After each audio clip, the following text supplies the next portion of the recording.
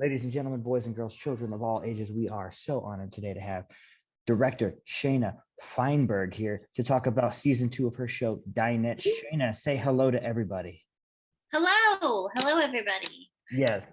Now, Dinette, if you could explain it to us just real quick about what it's about.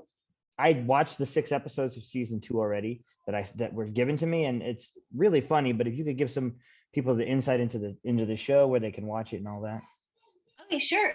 So, Dinette is this is season two, and it's an ensemble comedy about a group of friends.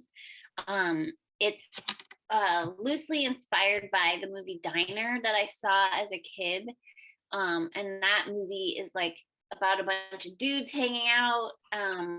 And when I was a kid, I remember being like, these guys, I'm more like the guys in this movie than I am like the one woman in it. So that kind of stuck with me.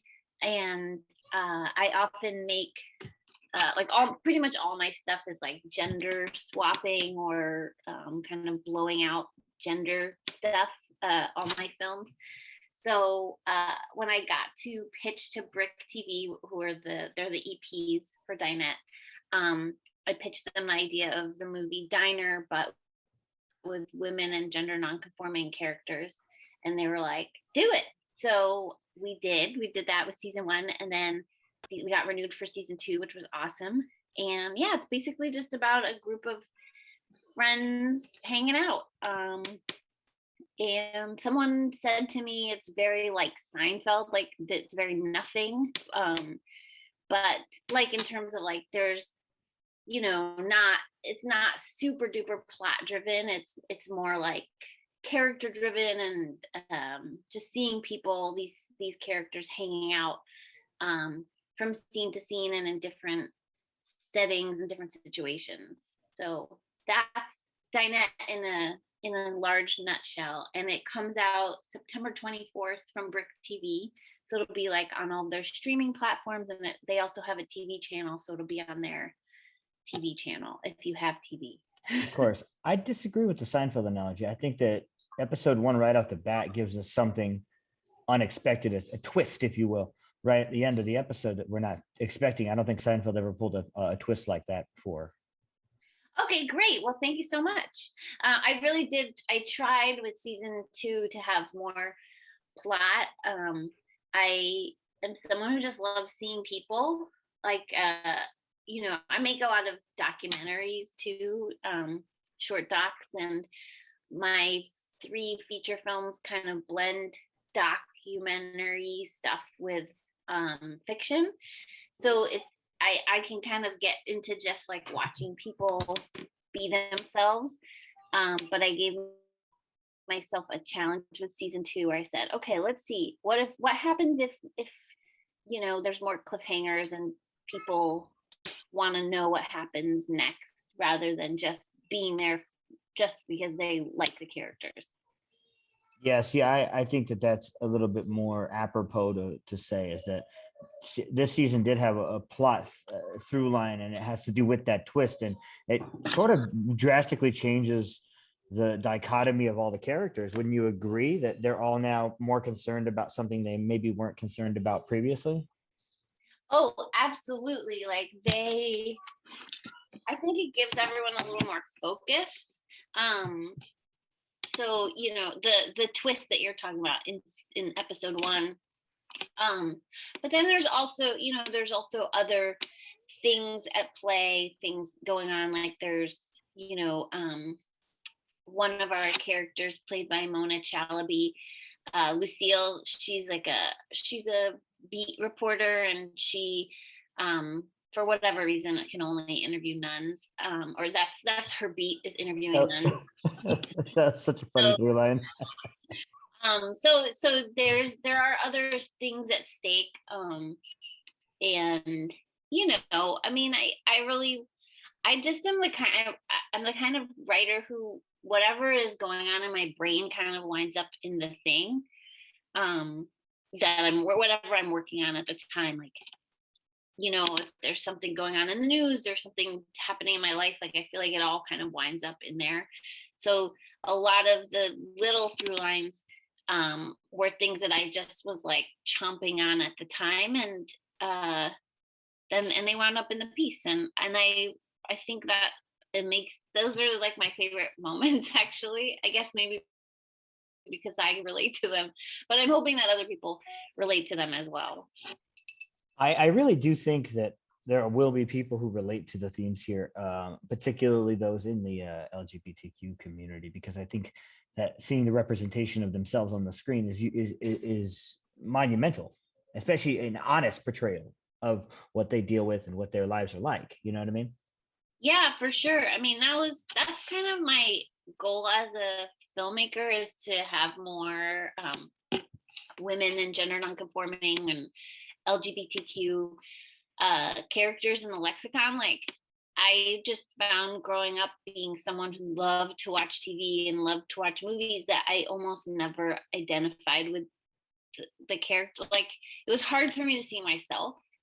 And so that's been something that I've been trying to do or wanting to do and working toward with everything I make. And I think with Dinette, like specifically, all these characters, it's funny to say, but like they're all kind of based on me and like and some of my close friends. Like they're, it's just it feels so cool to get to see people who remind me of myself, which I don't often see. Yeah, I can see that. Yeah, I get what you're saying there. I noticed that two of the only what I could only assume are male conforming characters don't say anything. Is that done on purpose? Because that's brilliant.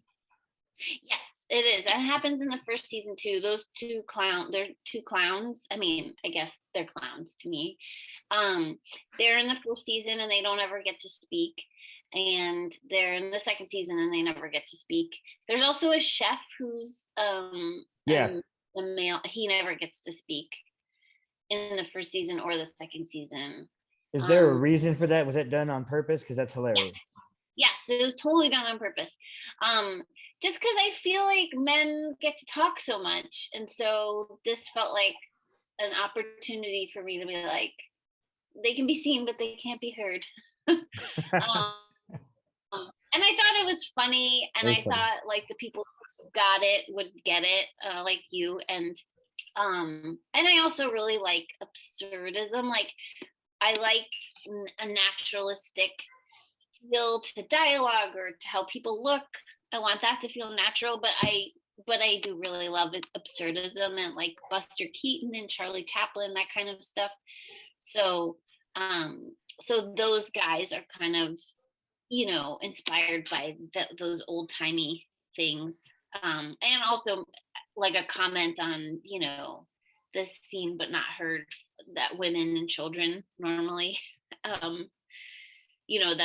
saying about women and children. So yeah, that's done on purpose. And in the second season, you only hear the voice of one male, and it's the Syrian refugee in the church. That was so good. I think that was a stroke of brilliance. Can I tell you? Oh, thank you so much. I thought that really brought a lot to the comedy you were trying to instill. Like, that anything we do have to say would probably be dumb, so it's probably best that we not say anything at all. And that's fair, because it's true. It made me laugh so hard.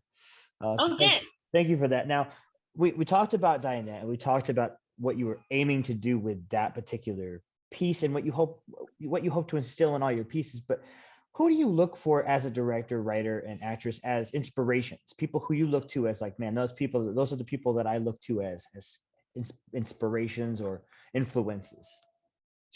Oh, well, I love I came to Agnes Varda late. I actually had already made several things, maybe both of my first two features before I found her, but I love her stuff. She's a French filmmaker who died a couple years ago in her 90s.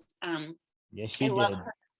Yeah, I love her so much, and her stuff is very like essayistic, but it's also funny, and she's sometimes in it and sometimes not, and she does fiction and she does nonfiction. So she's a huge inspiration. I also am obsessed with Elaine May, who wrote and directed Ishtar, which was like a huge influence on me as a kid. Even though it was considered a flop, I thought at least the first 45 minutes are like some of the funniest, um, like of any, some of the funniest moments of any movie I've ever seen. I also really loved Elaine May's A New Leaf. Yeah, Just, yeah. you know That's a that good one. movie? Yeah, it's a Walter Matthau movie. Yeah. Yes. Oh my God. I love that movie. I feel like nobody knows about it. There's Yeah. like one of the funniest scenes ever when she comes out wearing like a sheet, like a toga, but I think she's wearing it wrong. And Walter Matthau, who's like much more meticulous than she is, has to help her to wear this toga correctly. And it's very funny. So I'm obsessed with her. And she punched up some very funny movies like Birdcage and um The Graduate. She was kind of like the I don't know, the what do you call that, like she made things better. Yeah, she's the um booster. She's the booster, yeah, especially for the writing. I get where you're going with that. It's true. yeah, so she's a huge influence on me. I really love Cheryl Dunye. Oh yeah. I love her stuff. She makes really like, or she used to, now she's doing TV and stuff, but she used to make these like real indie movies and like indie short films and stuff, and they were very like, you could see that it was like kind of influenced by like Spike Lee or Woody Allen, but then it was starring like a queer woman of color. But I love her stuff. So yeah, those are big influences for me. I mean, I also really, my mom is Sicilian, and so we had an exercise bike in the family room when I was a kid, like in our where we had the TV, and my mom every day would ride it for a half an hour and watch a half hour of The Godfather. And then she would watch like the first two, like the extended cuts of director's cuts. So it would take her like a month maybe to get through them, but then she would start all over again and watch like another, like start back at the beginning, watching a half hour while she did her exercise.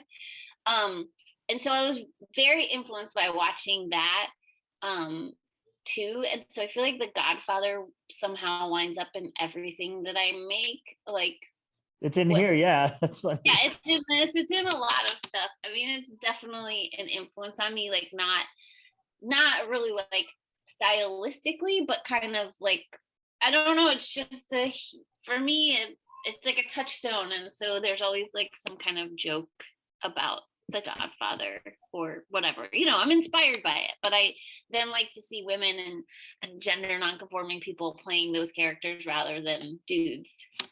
I love it. I love that you mentioned Elaine May, because I think the biggest compliment you can ever have for a director is trying to remake one of their films and it goes terribly. And they tried to remake The Heartbreak Kid and it's bad. Yeah. Yes, I agree with you. So I just had a second kid, like no less than 2 weeks ago, Oh, and when I congrats. was like, thanks, and I got to a point where I was like super duper pregnant, obviously, and Yeah. so I do, Ben Stiller cracks me up, so I was like, oh, I'm gonna watch this because I love the original, Yeah. That's great. and Good so play. I tried to watch it and it was so bad. Like, and I love Malin Ackerman too, who's in Yeah. who did it. They're both very funny to me, but the movie is terrible and the original is amazing. So, and I also watched Mikey and Nikki while I was super pregnant. Have you seen that one? Yeah. Did you like it? I did. I Yeah, did. it's I mean, good. Yeah. it's kind of like I wish it was funnier because it's so intense, but maybe I don't know, maybe I was just not in the right headspace, but it is awesome. And I love both of those guys. John Cassavetes, and I'm forgetting Columbo's real name, Peter Falk. Peter Falk. Yeah. Yeah, I love both of those guys. So, and I love Elaine May. I just think, I remember watching her. She was in like a TV show on Amazon a few years ago. And it wasn't a great TV show, but it's like everything she did was funny. She's just so funny to me. So she's a huge inspiration. That's a great choice. I like I said, I love a lot of her movies. And by the way, I don't think the Fairley brothers are any a great choice to do most things that involve comedy. So yeah, we agree on the Heartbreak Kid, Yeah. and I'm glad to hear that. Yeah. The hardest question I'm going to ask you today is always, if you had to choose two movies forever, that only two movies you could see, what would you pick and why? Oh my God. Okay. I think, let's see. I think I would pick Ishtar because I just first 45 minutes are so funny to me. And I love when they say, when they're like singing and writing songs together. I feel like that is just 100% my sense of humor. And I feel like I put singing and songs and rapping and stuff like that into everything I make. So I think I would watch the first 45 minutes of Ishtar. And then second movie, either Beaches of Agnes Varda or I don't know if I can do this, but or Young Frankenstein, which I love. That's a great by choice. Mel Brooks. That's a good. I also really love 12 Chairs, but I know this is now 4 movies. So let me say, I'll say Ishtar and 12 Chairs. That's what I'll do. Good choices. Good choices. I like that. And I mean, obviously, this is a TV show, Mm-hmm. and so it's episodic, and there's a through line in this season at least. So, Yeah. so when it comes to crafting television, do you find it to be a little bit more difficult than it would be to craft a documentary or a feature? Because I'm pretty sure that making a documentary is the hardest thing you can do.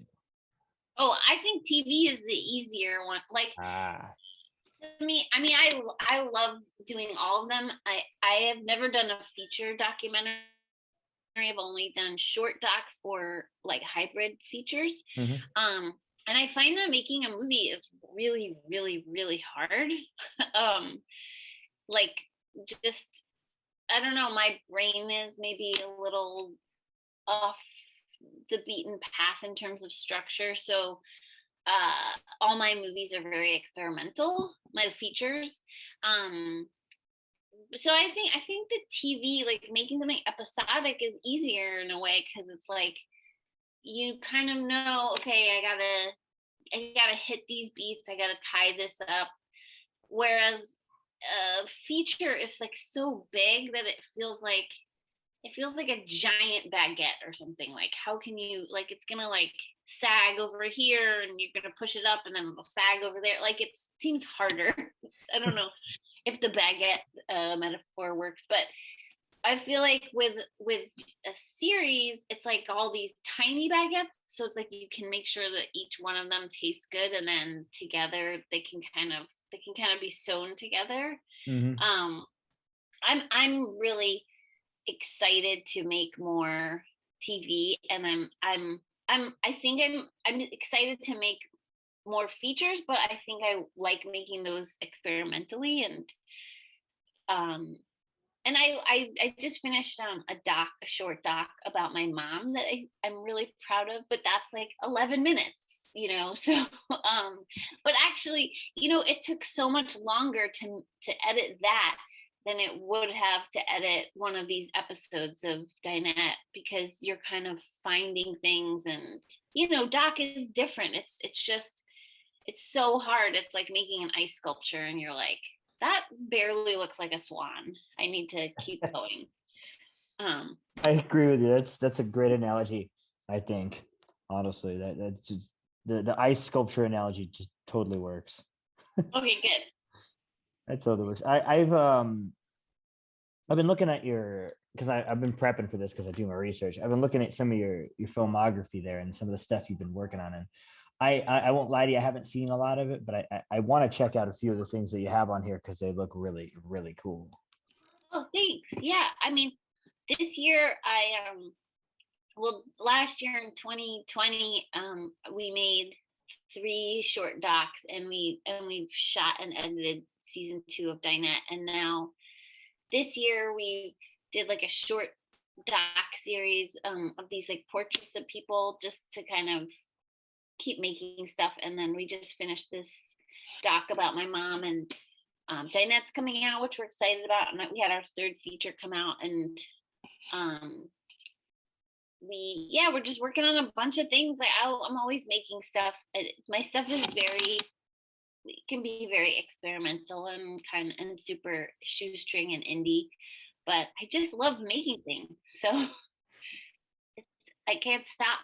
There's nothing wrong with that. The more work you do, the more stuff you have out there to put to the world, and the more things you have to say. So I totally agree with where you're going there now. Now, Shaina, it's been amazing spending this last 20 or so minutes with you.